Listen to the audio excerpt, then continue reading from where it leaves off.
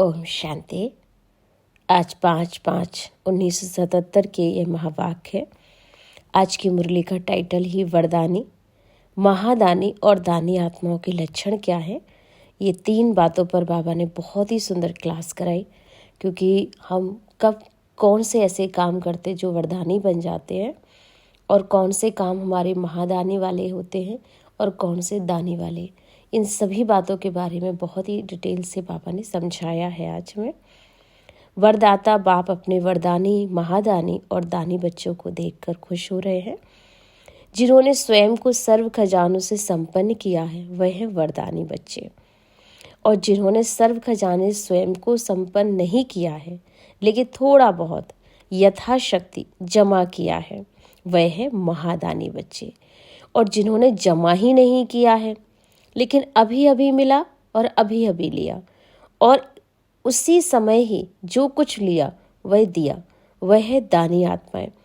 तो जमा नहीं करते लेकिन कमाया, कुछ खाया, कुछ दिया। ऐसे 3 प्रकार के बच्चे बाबा ने देखे। तो जो वरदानी बच्चे थे उसकी खास क्वालिटी क्या होती, इसको समझेंगे कि वरदानी बच्चे स्वयं के जमा किए हुए खजानों को, अर्थात स्वयं की शक्ति, स्वयं के गुण द्वारा, स्वयं के ज्ञान खजाने के द्वारा निर्बल आत्माओं को वरदान द्वारा हिम्मत, उल्लास की शक्ति और खुशी का खजाना अपने सहयोग की शक्ति से देकर उन कमजोर को शक्तिशाली बना देते हैं। और जो महादानी बच्चे होंगे दूसरे नंबर के, पुरुषार्थ कराने की युक्तियां व उल्लास उमंग में लाने की युक्तियां बताते हुए कमजोर आत्माओं द्वारा पुरुषार्थ कराने के निमित्त तो बनते हैं, स्मृति दिलाते हुए समर्थी में लाने के निमित्त बनते हैं।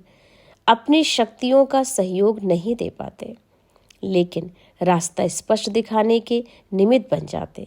ऐसे कर लो, ऐसे चल लो, इस तरह मार्गदर्शन कराने के निमित्त तो बन जाते। मैंने दूसरों को भाषण देते, आप ये करिए वो करिए तो ठीक हो जाएगा।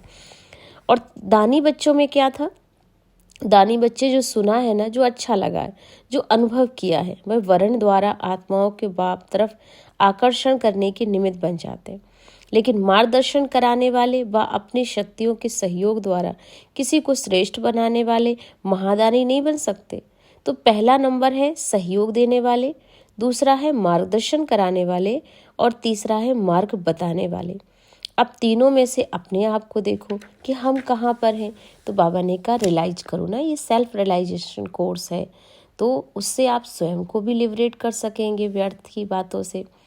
फिर बाबा ने आगे कहा पहले सेल्फ लिबरेट करो, तब औरों को भी आप लिबरेट कर अपने स्वयं का स्वदेश स्वमान में स्थित कर सकेंगे।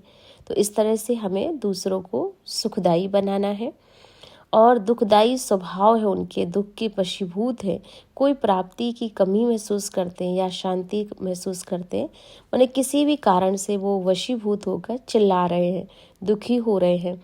ऐसी आत्माओं के लिए भी बाबा ने कहा अपने में उनको शुभकामना दो। लौकिक रीति से जीवन में बचपन का समय स्टडी का समय होता है, तो अपने प्रति होता है, लेकिन उसके बाद रचना के प्रति समय होता है, अर्थात दूसरी आत्माओं के प्रति जिम्मेवारी का समय होता है।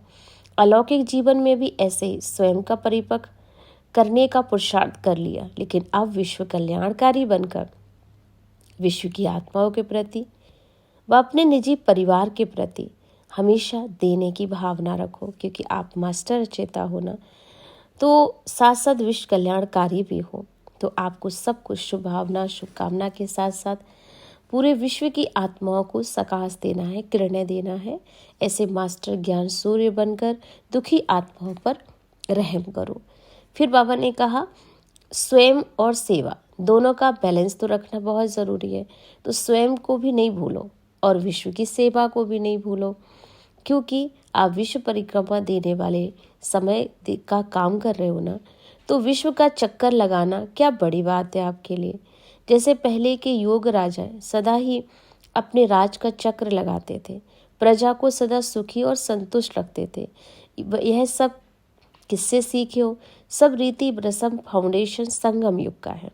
तो बाबा ने कहा आप बच्चों को भी आने वाले सतयुग के लिए अभी संगम युग पर सभी का कल्याण करना होगा, सबके दिल पर राज करना होगा और बचपन के अलबेलेपन को छोड़ो, समय और शक्तियों को सेवा में सफल भी करना होगा। फिर बाबा ने कहा, जैसे एरोप्लेन में आप उड़ते हैं तो जितनी पावर वाला एरोप्लेन होगा ना, स्पीड उतनी तेज होती। तो यहाँ भी जितनी जिसकी दिव्यता होगी ना, और दिव्यता ही तो स्वच्छता होती है, अर्थात डबल रिफाइनेस होती है। जिसकी बुद्धि दिव्य है उसकी स्पीड भी तेज होती है। तो क्योंकि यहाँ से सर्व को संतुष्ट करना है ना, तो सर्व प्राप्ति के संस्कार भी तो हमें संगम युग पर ही भरने पड़ेंगे ना।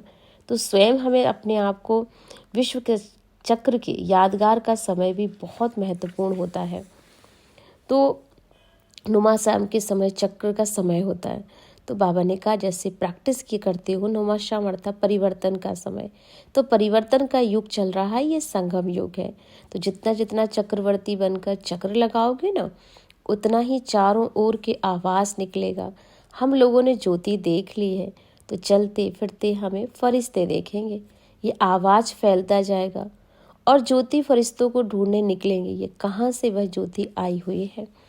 जैसे कि बहुत दूर से कोई रेस आती है ना, किरणें आई, कुछ जगा कर चली गई, ऐसे बहुत अनुभव करेंगे। इसके लिए कहा कि अभी ही संपूर्ण मूर्त बन जाओ, सेवा समय शक्तियाँ लगाओ, घर बैठे सब भागते हुए ढूंढते हुए आपके पास चलकर आएंगे। लेकिन उसके लिए कमजोरियों को दूर करने का सहज साधन कौन सा होगा?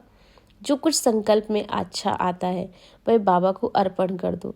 जो भी आवे ना, बाबा के सामने रख दो। अच्छा बुरा सब कुछ बाबा को सौंपो। सिर्फ एक दृढ़ संकल्प रखो, मैं बाप का हूँ और बाबा मेरा है। तो बालक सो मालिक बन जाओ।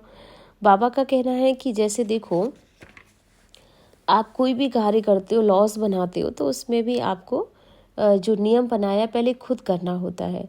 तो बाबा ने भी इस जीवन में कोटों में कोई कोई ये लॉटरी ली है, मैंने दी हुई है।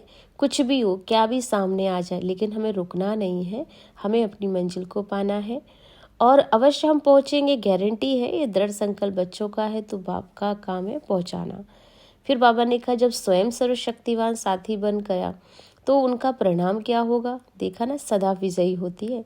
तो इसलिए भक्ति में भी विघ्न आते हैं, 1 सेकंड का साथ दे, विघ्न मुक्त हो जाए। तो भगवान से कहते हैं ना, भगवान हमें सदा विघ्न मुक्त रखो। अभी ज्ञान में बाबा का सदा साथ है हमारे साथ। तो जो बाबा के साथ साथी है ना, वह सदा निर्विघ्न होगा। जो निर्विघ्न होगा वो सदा खुश भी होगा। इसलिए किसी भी विघ्नों से घबराना नहीं है, परेशान नहीं होना है, मास्टर सर्वशक्तिवान बनकर सामना करना है।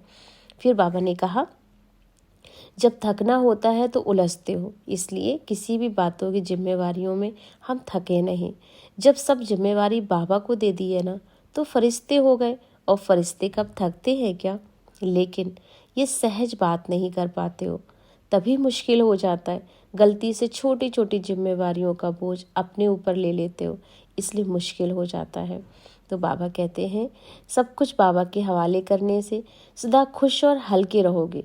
देने में फ्राक दिल बनो ना। अगर पुरानी कीचड़ पट्टी रख लेंगे ना, तो बीमारी हो जाएगी।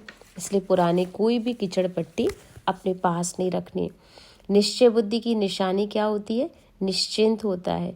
इसलिए सदा निश्चिंत रहो, संतुष्ट रहो, सबको देने की भावना रखो।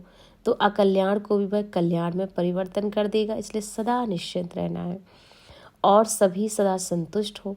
सदा संतुष्ट रहने का बाबा के समीप रह सकता है, क्योंकि संतुष्टता बाबा के समीप ले आती है और संतुष्टता नहीं है तो दूर हो जाते हो। इसलिए बीती को बीती करो, परखने की शक्ति को परखते चलते चलो, आगे बढ़ो। और फिर बाबा ने कहा, जिस भी रूप में उसके पास कमी होगी ना, और उसी रूप में माया आएगी, क्योंकि हमेशा ही संपन्न आत्माओं के सामने ही तो माया आती है ना, क्योंकि माया बड़ी चतुर है। इसलिए सर्व खजानों को जमा करते जाओ, खाली नहीं होने चाहिए, क्योंकि अगर एक भी कमी रही तो माया उसी कमजोरी का फायदा उठाती है। तो ये थे बाबा के आज वरदानी, महादानी और दानी आत्माओं के लक्षण, जो कि हमने सीखा। ओम शांति।